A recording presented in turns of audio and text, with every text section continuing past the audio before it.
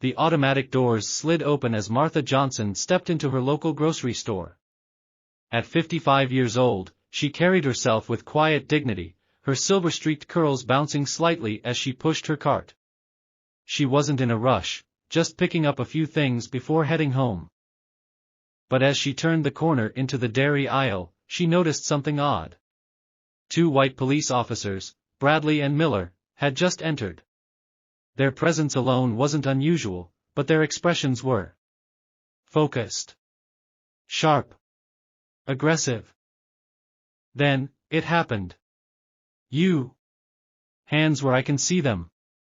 Officer Bradley barked, one hand on his holster. Martha froze, confused.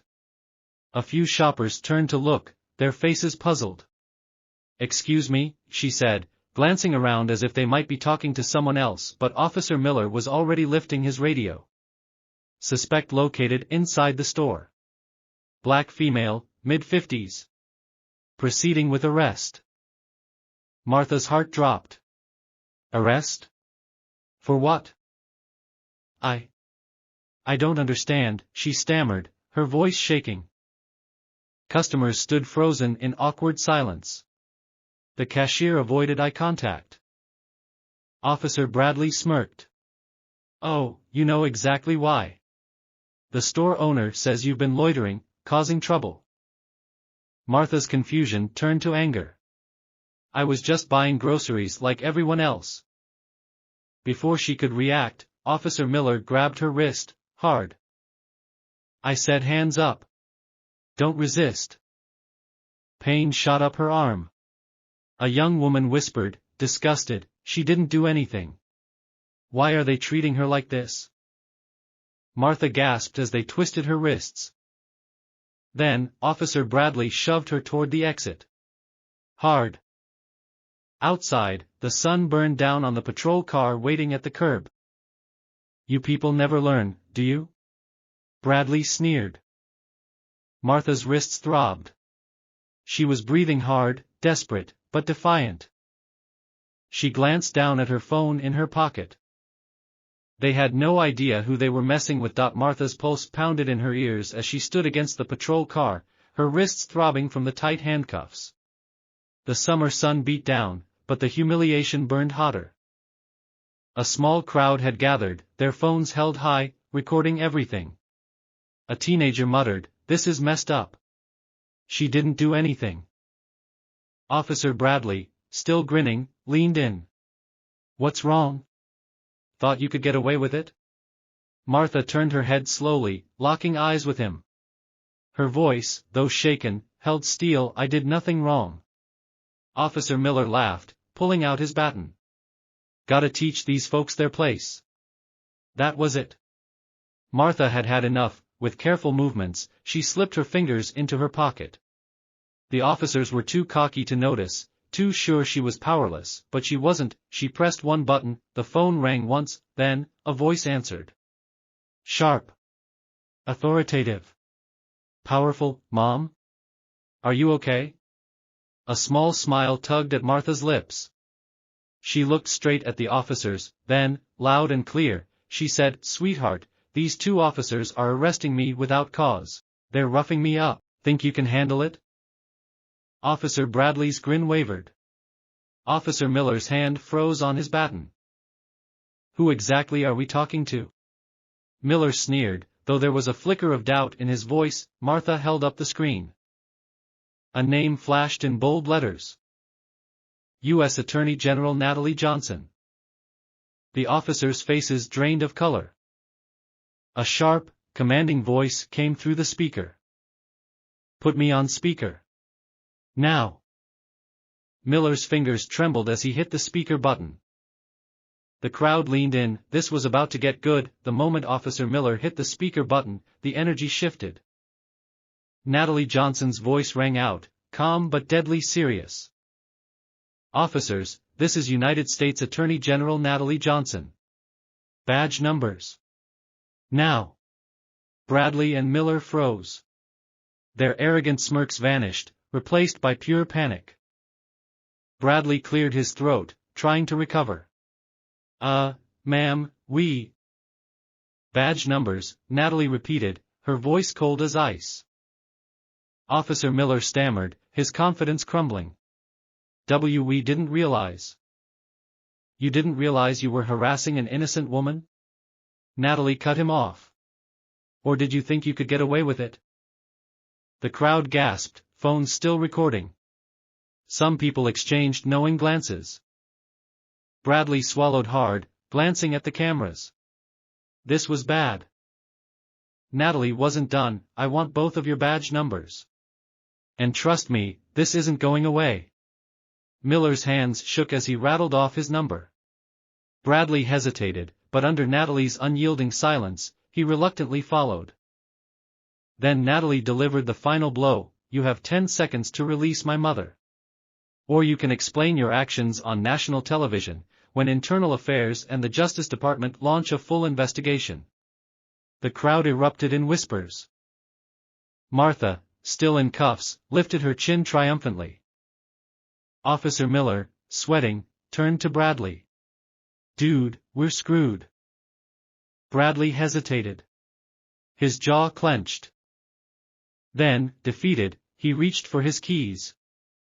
With shaking hands, he unlocked the cuffs. Martha rubbed her wrists, taking her time. She wasn't in a rush, Mrs. Johnson. We apologize for the misunderstanding, Bradley mumbled. Martha met his gaze, her eyes sharp and unwavering. That's what I thought. The crowd cheered as she stepped away, free. Natalie's voice came through once more, firm and final. Expect my office to be in touch. The call ended. Bradley and Miller stumbled backward, their faces pale. Then someone in the crowd yelled, "Oh, this is going viral for sure." Within minutes, the scene outside the grocery store had become a spectacle.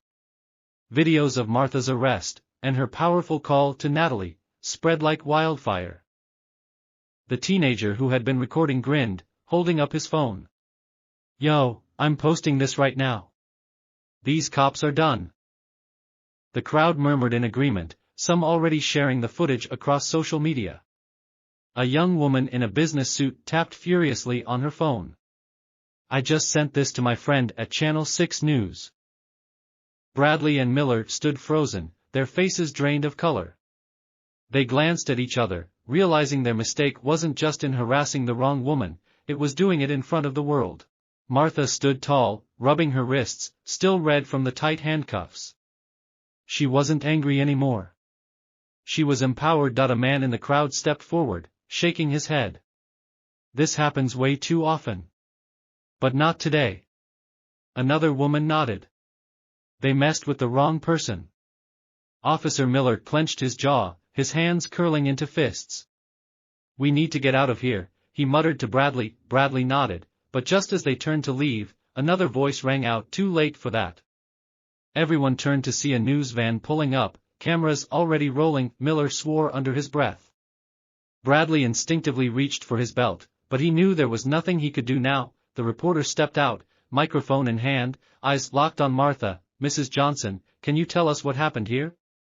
Martha took a deep breath, then stepped forward, ready to speak her truth. Martha stood tall, her heart pounding but her voice steady as she faced the camera. The crowd hushed, eager to hear her words. I was harassed, humiliated, and wrongfully detained by these officers, she said, gesturing toward Bradley and Miller. For what? Shopping while black?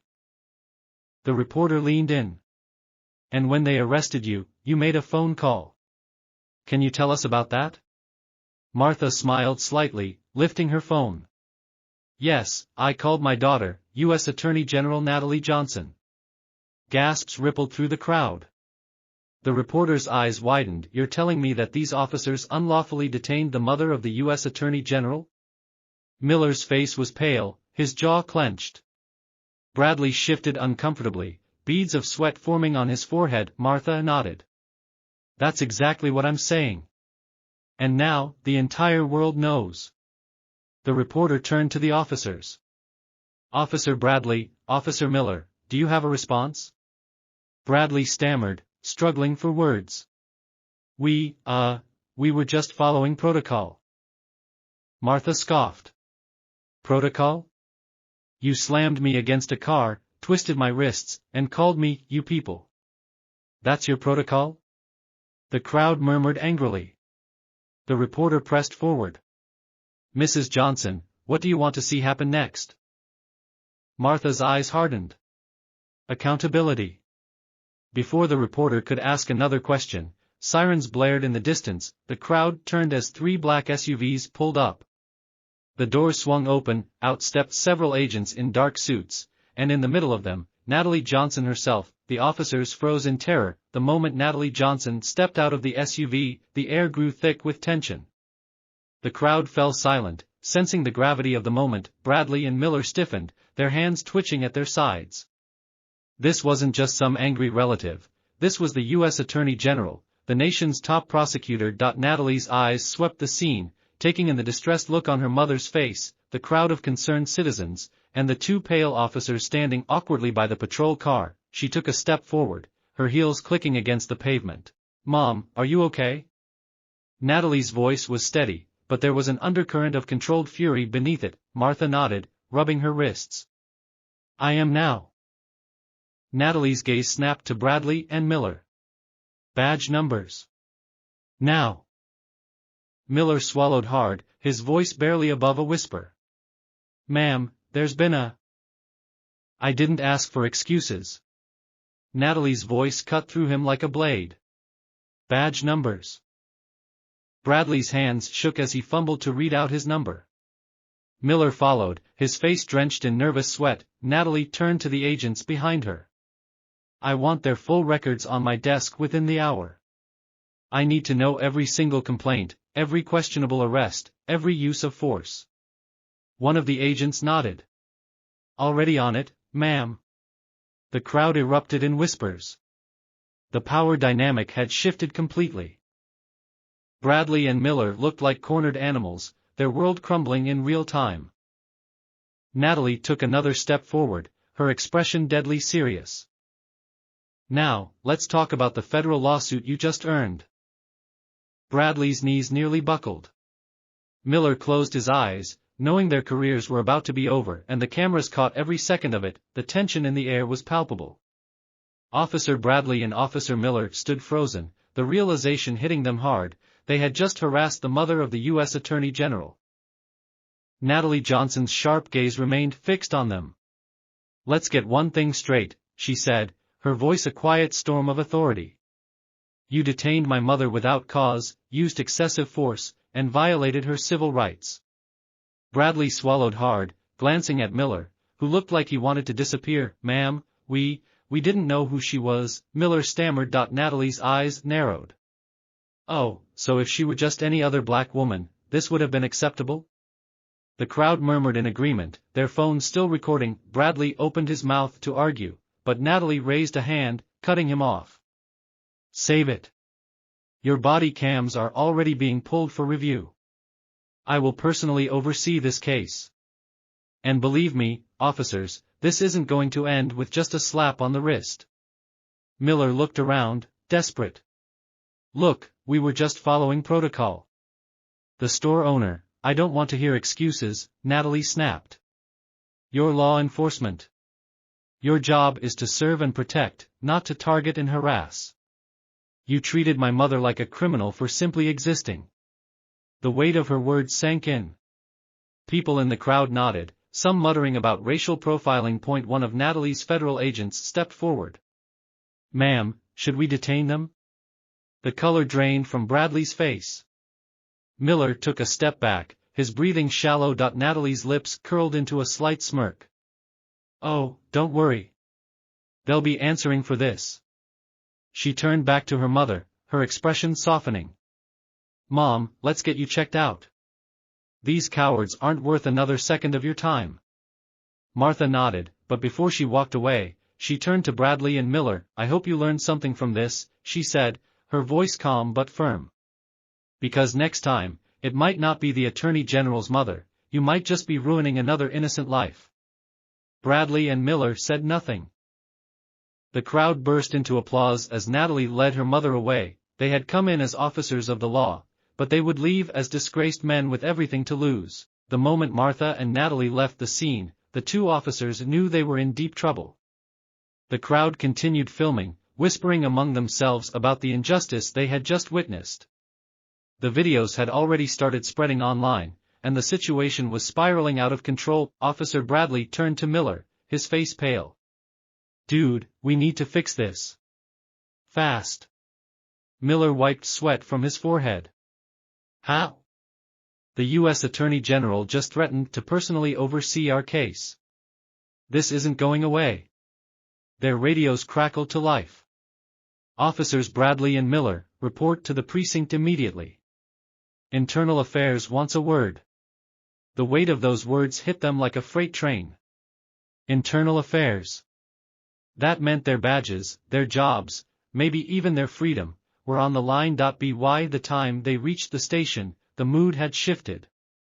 Fellow officers avoided eye contact, and whispers followed them down the hallway. They weren't heroes. They weren't even respected. They were walking liabilities. Inside the chief's office, the tension was suffocating. Chief Reynolds, a grizzled veteran with decades on the force, stared them down, his face unreadable. "You two have put this entire department in jeopardy." His voice was low but seething with anger. "Do you realize who you just assaulted?" Bradley cleared his throat. "Sir, we didn't know who she was." Reynolds slammed his fist on the desk. "That's the damn problem. It shouldn't have mattered. You treated a law-abiding citizen like a criminal because of her skin color. And now the entire country is watching." Miller tried to defend himself. "Sir, the store owner, shut up." The chief's glare could have melted steel. "I've already spoken with the store owner. He denies ever calling you. Turns out, you acted on your own." Bradley's stomach dropped. This was worse than he thought. Chief Reynolds leaned forward. "I just got off the phone with Internal Affairs. You're both suspended, effective immediately. Hand over your badges and guns." The words hit like a gut punch. Miller hesitated. "Sir, you can't, do it now, or I'll have you escorted out in cuffs." With shaking hands, the officers removed their badges and weapons, placing them on the chief's desk. Reynolds shook his head. "And you better hope the Attorney General doesn't push for criminal charges. Because if she does, you won't just be unemployed, you'll be behind bars." The humiliation was unbearable. As they walked out of the office, officers who once respected them now looked at them like criminals. Phones continued buzzing with news alerts. The world had turned against them, and there was nothing they could do about it. The story spread like wildfire. Within hours, news outlets across the country were covering the shocking footage of Martha Johnson's wrongful arrest and the officer's humiliating downfall. Social media erupted with outrage, demanding justice and accountability. #Justice for Martha trended worldwide. Activists, celebrities, and even politicians spoke out, condemning the racial profiling and excessive force. Clips of Natalie's powerful phone call played on repeat, cementing her as a symbol of strength and justice. That evening, Natalie appeared on national television, sitting beside her mother in a highly anticipated interview. The anchor, a serious-looking man in a navy suit, leaned forward. "Ms. Johnson, as the U.S. Attorney General, what steps will you take to ensure justice in this case?" Natalie, composed but intense, didn't hesitate. "I've already launched a full investigation into the officer's actions and the culture within that precinct. This is not just about my mother, this is about every black person who has ever been harassed, mistreated, or profiled by those sworn to protect them." Martha, still shaken but grateful, squeezed her daughter's hand. "I never thought something like this would happen to me. I was just buying groceries. If my daughter weren't who she is, I might be sitting in a jail cell right now." The interview shocked the nation. Viewers flooded comment sections with support, and calls for police reform grew louder. Some demanded that Bradley and Miller not just be fired, but prosecuted. Meanwhile, the disgraced officers sat in their homes, watching their downfall unfold on live television. Bradley clenched his fists, his face red with anger. "This isn't fair. We're being treated like criminals." Miller, more aware of reality, exhaled shakily. "Bradley, maybe we are. Their phones buzzed. Their legal troubles were only beginning, the fallout was swift and severe. The very next morning, an official statement from the Department of Justice confirmed that Officers Bradley and Miller were placed on unpaid leave pending a federal investigation. Natalie wasn't done yet. She personally oversaw the investigation, ensuring that every detail was examined. Security footage from the grocery store proved that Martha hadn't committed any crime. Witness testimonies described the officers' brutality and racial bias. The viral videos were undeniable. Days later, the police chief held a press conference. His face was tight with unease. Effective immediately, Officers Bradley and Miller have been terminated from the force. Furthermore, the department is cooperating with federal authorities in their investigation. The crowd erupted in cheers, but the real shock came a week later. The district attorney announced that both former officers were being charged with assault, false imprisonment, and civil rights violations.